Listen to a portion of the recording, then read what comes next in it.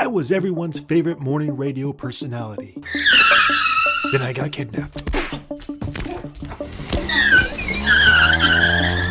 You're gonna be the host of my horror anthology podcast. What? I can't do horror. I'm too cheerful and upbeat. I can fix that. And that's how I came to be your host. I'm maybe disembodied, but I'm still happy as Slocum. So sit back and let us invade your safe space. It's the Tales from My Box podcast.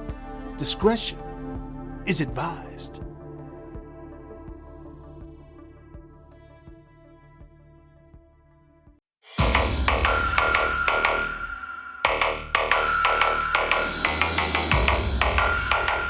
Welcome to the box. You are receiving the Tales from My Box podcast, transmitting from the Dingy Dungeon Studio somewhere in Washington State. Cleanliness is next to godliness, or at least a broom sweep away from slobbiness. So, I'm doing a once-over around my box, looking for that new cardboard smell I've been missing. Before we get to today's tidy trigger warning, let me tell you about my boss. Jordan A. Thomas is his name, and his debut audiobook, Coronation, can be sucked up on Spotify or any other platform you want to dust off. We'll polish off our presentation today with a squeaky clean sample chapter that'll leave you feeling fresh as a Massengill bath. But now, it's time to get our hands dirty. We're going to our mailbag segment we call Dear Happy. This letter came to me and I just had to read it. It's from a horny young man trying to break into a new industry. Triggers include, but are not limited to, toxic masculinity, disembodied spirits, and Portland, Oregon. So come on in for some frightful lore. There's nowhere to run, so leave your shoes at the door. Lose yourself and amuse yourself if that is your quest. My box has been opened, and you are my guest. A humble horror host, this is my role. To thrill you and chill you with a tale we call Vacuumed Soul.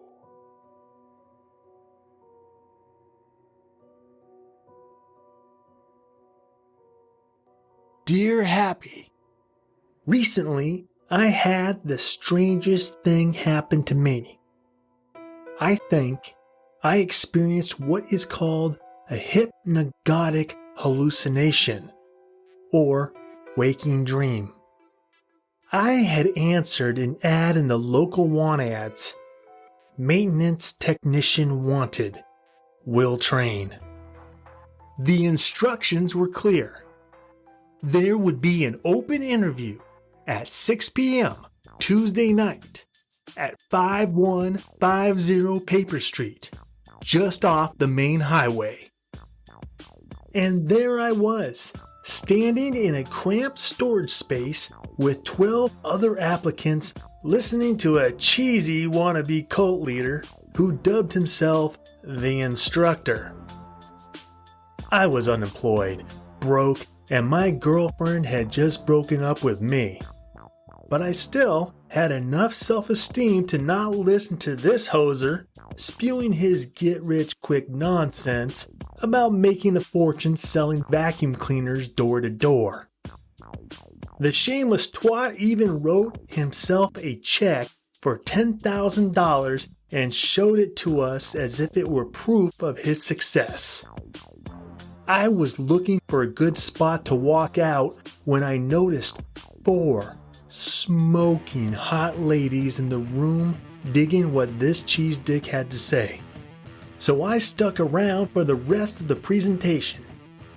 What a great night.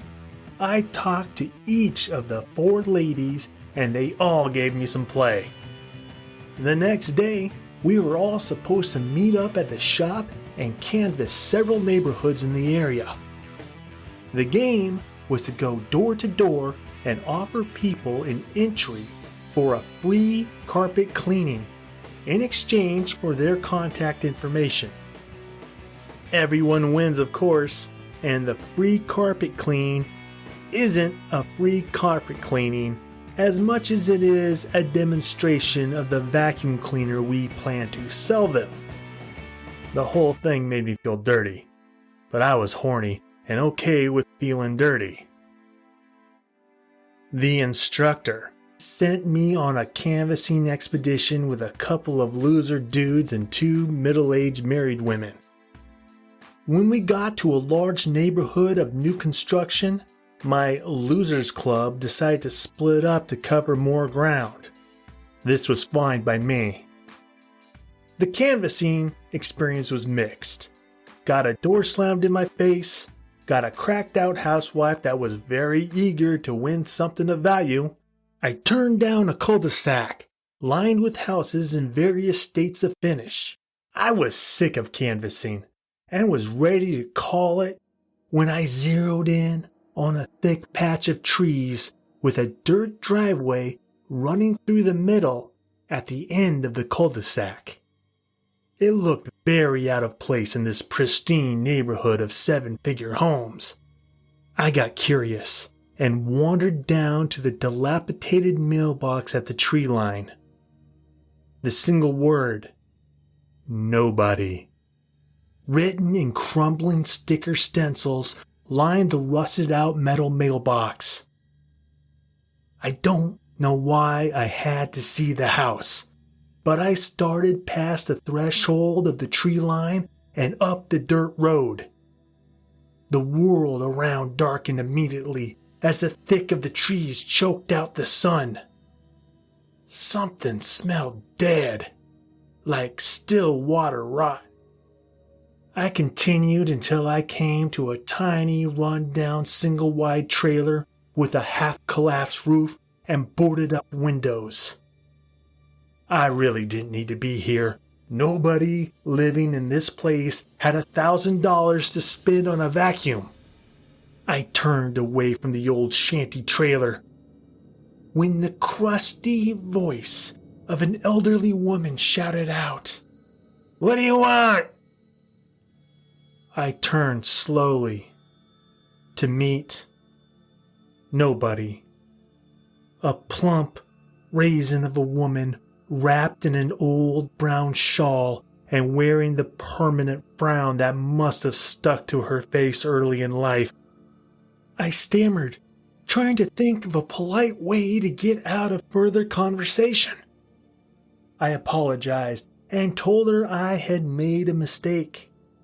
She asked me about the paper entry forms in my hands, and I told her they were for a drawing to win a free house cleaning. I offered her one, but she grunted at me and told me to save them for the rich people in the neighborhood. I didn't wait for her to change her mind before I turned tail and fled back to the light at the tree line.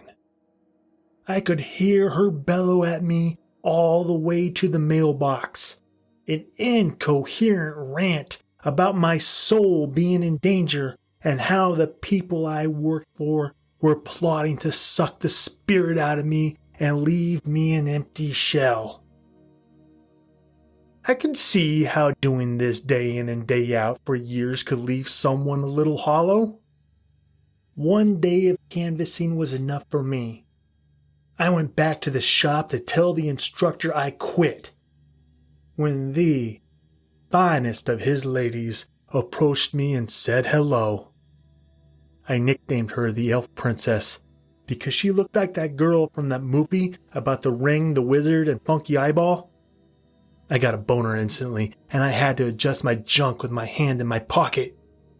I wasn't paying attention to anything she said, but I nodded a lot and caught something about the instructor wanting me to ride with them down to the convention in Portland next week. I met up with Elf Princess and the rest of the gang and headed off to Portland. A 2-hour drive with the driver, a weird chick who wanted to listen to a self-help podcast to get us in the mood for the convention. Portland couldn't come fast enough.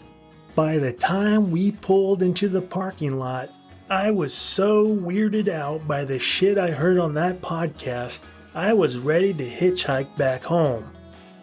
But the elf princess took me by the arm and led me toward the hotel before I could extend my thumb. The hotel slapped with action, and I've never seen so many beautiful women in one place. Dozens of them dressed up in professional attire milled about the large conference room lined with large 8-seated tables. We found our table, and each place was set for dinner as if we were guests at a wedding. I noticed my elf princess had slipped away without a word, and I got a sinking feeling. That sinking feeling that every man has experienced. The one where you know you're in a shitty situation and you aren't going to get laid at the end of it. Still, no sign of the elf princess.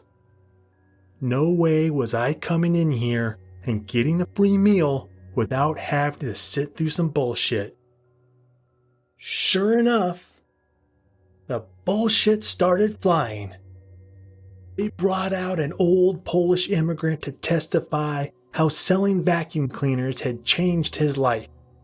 How he was once penniless, broke, and couldn't speak English, but now he's a multimillionaire with 12 grandchildren. One by one the testimonials came. Another immigrant, this one from Mexico, tells how he made enough money to bring his entire family over. A bald girl shares that she has cancer and uses it to her advantage to sell. Then, the singing began. I'm not kidding. They started singing. Not regular songs, but church-like songs written especially for the vacuum cleaning company. Everyone was on their feet clapping their hands like it was an old school revival. I sort of faked clapped along as I watched more and more of the salesmen become enraptured with the spirit. I was convinced I had slipped into a hallucination. The rhythm reached a fever pitch, and I was the only one in the audience who didn't have their hands up to the sky chanting the name of the company. I'm totally freaked out at this moment and looking for a way to exit. They seemed distracted, so I backed away from the table to ease my way through the throng of the congregation toward the wall. Then, everything stopped. The music, clapping, dancing, all came to an abrupt halt, and everyone's eyes trained on me. But their eyes were not normal eyes. Glossy, sky blue orbs filled their eye sockets. I recoiled against the wall. The instructor screamed while pointing at me. Untethered! The rest of the zombie salespeople took his cue and began chanting, Tether, tether, tether. I pushed up against the wall, nowhere else to move. I began hearing the lispy draw of breath from half the crowd as they pursed their lips toward me.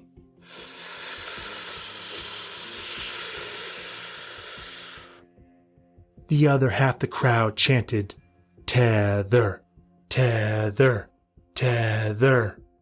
I looked down at my shaking hands being held out in front of me by a force not my own. A soft, translucent white aura emanated from them, and I realized this aura surrounded my whole being.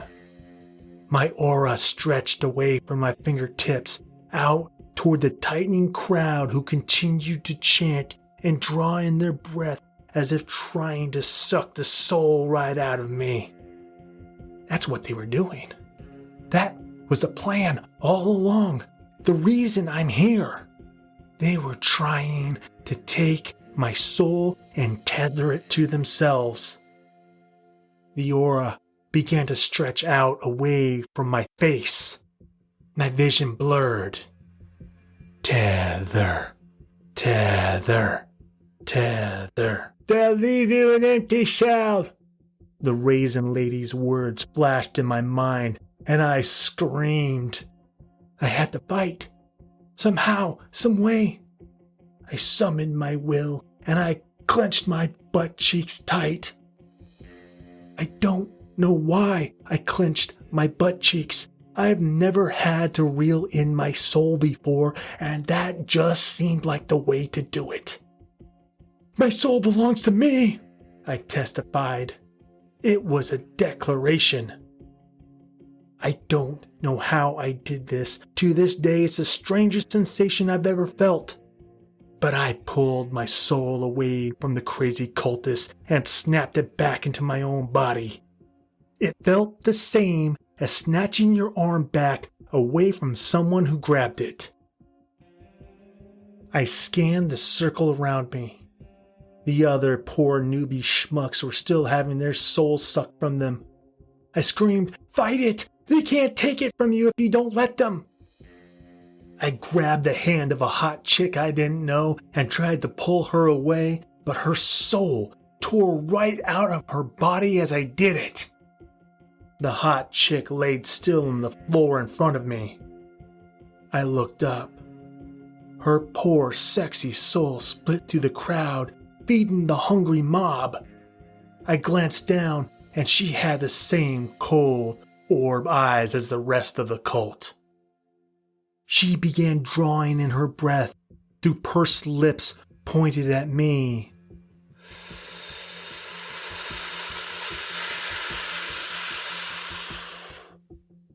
I couldn't save them. I had to save myself. So I ran for it. "Get him!"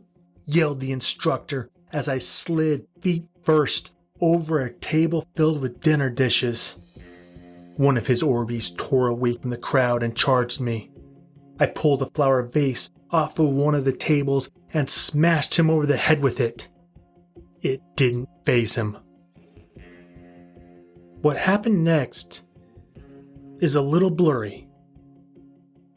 There's a gap in my memory, but the next thing I remember is sitting around the dinner table with my group.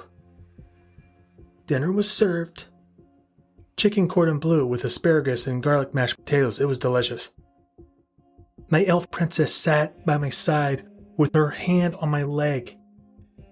We were all laughing, drinking wine, and listening to our dear instructor tell stories of selling vacuum cleaners in the old days. Everything was okay. Everything was better than okay. My only explanation for the waking dream was that the singing must have put me in an odd mental state. Regardless, my life has never been better since that convention. That's why I'm writing you today.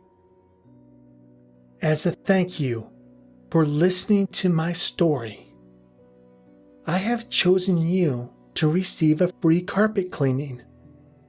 I will come out to your house or office and demonstrate an amazing new technology that is going to revolutionize the way you clean. And it's all for free.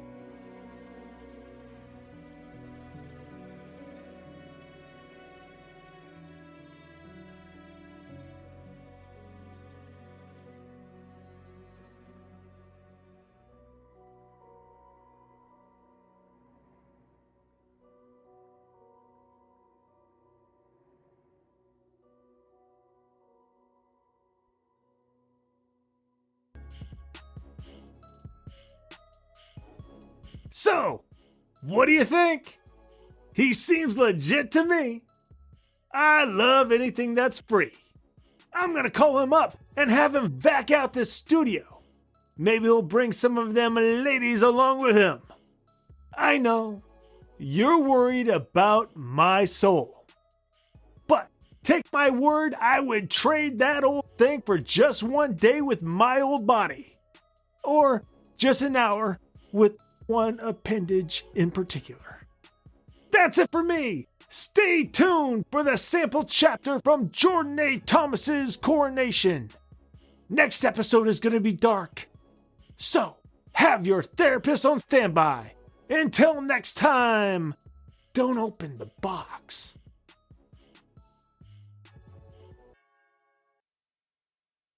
Keegan, Chapter 18. I know all about cars, but I've never experienced one until now. The heavy equipment we use for the temple, loaders, backhoes, and a couple of flatbed pickup trucks gave me plenty of experience behind the wheel. Never at this speed, though. We're shooting down the desert road with the speedometer pinned at 120 miles per hour. It's an insane speed and I'm not in control of it. Dash lights cast weird shadows over the face of the most gauntly-looking human I've ever encountered. Poke has the wheel and my life in his hands. It's horrifying and exhilarating at the same time. A wire spring in the back of my seat has popped out of place, and I can't seem to shift into a position where it isn't sticking me in the back. A smell of old cigarillos makes me hold my breath for long periods while Poke drones on and on about his life story and the vampire hunting business. What I've learned so far: if you sever a vampire's head clean off the neck, the head will remain preserved, and you can turn it in at a clearinghouse and collect a bounty. However, if the head does not come off clean, everything will turn to ash and you put your life in danger for nothing. I met an Australian fella named Michael Kelly. He was doing trick boomerang shows with a carnival I fell in with after my whore of a mother kicked me out of the house. We got to talking about the occult, and since my whore of a mother was all into that shit since the time I can remember, I kept up in conversation with him. Must have liked me some because he took me under his wing and taught me everything he knew about boomerangs. Once I started hunting vampires, I made sassy here. He taps his jade boomerang with his bony finger. He has the damn thing mounted on his dashboard, as if we might have to battle a vampire while going 120 miles per hour. Kind of a tribute to the master. Poke chatters non-stop for an hour.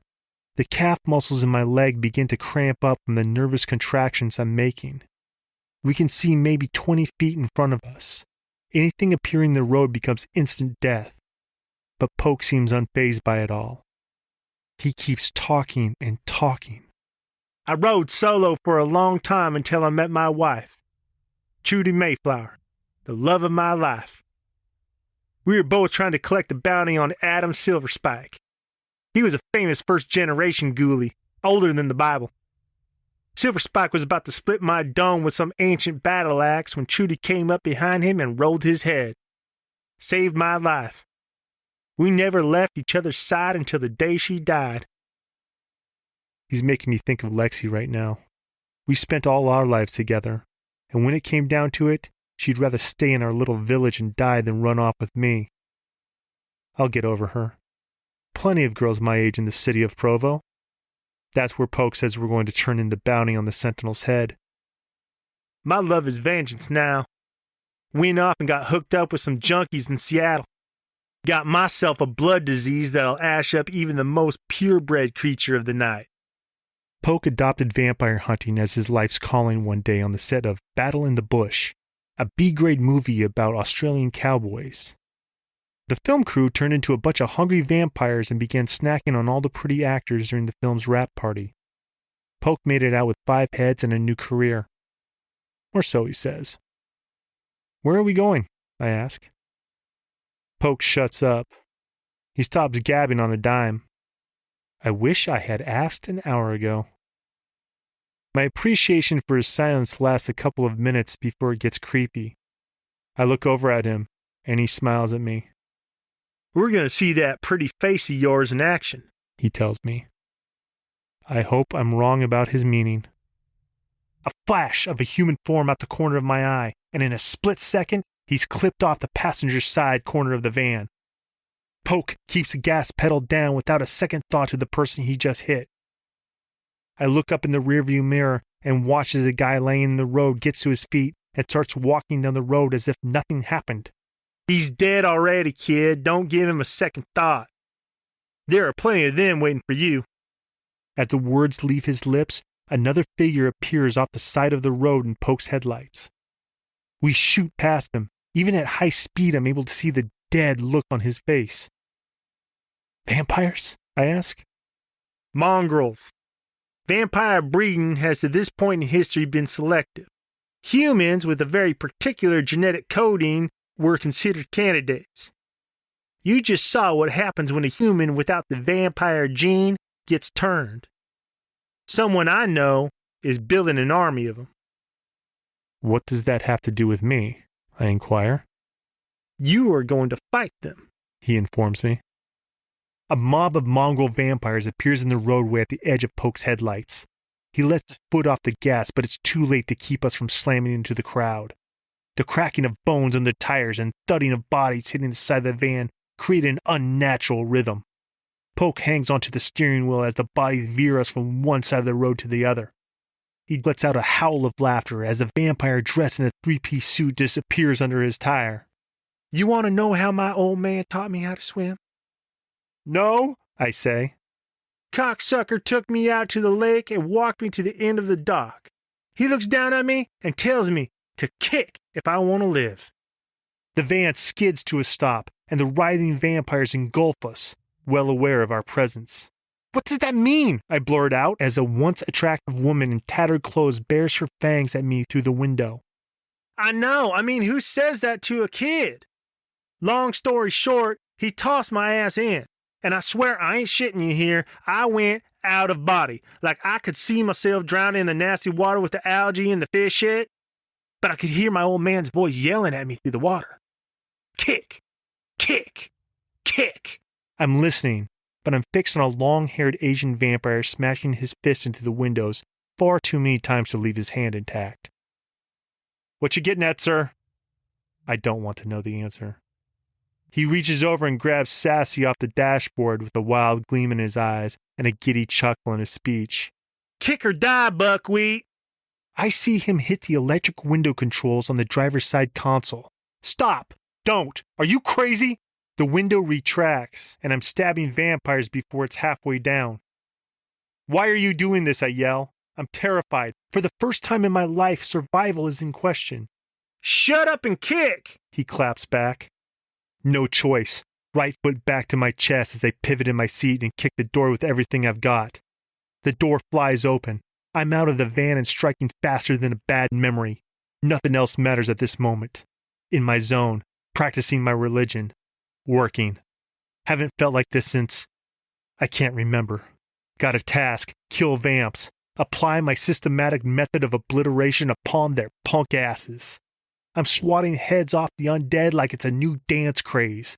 I glance back at Poke on the opposite side of the van. He's got his boomerang in his hand, and he's fighting off the monsters as if born to do so. I'm not scared. This feels like home. I spear a skinny vamp with an afro through the heart as he dives off the top of the van and toss him into a crowd of bloodsuckers surrounding me before slashing the necks of two vamps behind me on the counterswing. A quick pivot sees my blade across the top of a charging vamp's forehead. The top of his head comes off, but the damn thing still stands. Over at the van, Poke hangs back in the driver's seat, smoking his cigarillo, watching me fight. Okay, kid, quit showing off and get in the van. As he pulls away, I skip out of the diving grab of a vamp in a biker jacket and slash my way past a hissing soccer mom, diving into the passenger seat in full stride before chest kicking the old man who dove in after me. Poke hits the gas and mows down a line of bloodsuckers. He looks over at me with the most serious expression. You know, you have a moral obligation to use your fighting skills to help your fellow humans survive this ghoulie epidemic. Epidemic? No one believed these things existed until a year ago. A couple of online videos surface here and there. Unexplained murders in the thousands sweep the nation, and it has become quite apparent to the people of the world my life's work was always justifiable and important. I do believe myself a chosen one of sorts, and I would like to extend the invitation to you to join me. He nudges the steering wheel to clip a vamp with the corner of the van. I don't owe anybody anything, I reply. Silence. Seems like a full minute. Disappointing, Poke deadpans. You can make a buttload of money. He gestures to the head of the village sentinel perched on the console between us. This guy is rare. He'll fetch a couple grand easy. I'm going to take you to Provo. You'll see how bad it is. If you want to collect this bounty with me, I'll be happy to give you a cut. You kind of helped. How did you know where to take me to fight the vampires? Poke takes a long drag off his cigarillo and thinks well before he speaks. The thought process shows in his face. He's weighing all the angles to decide whether it's a good idea to tell me or not. They seem to be migrating toward your village.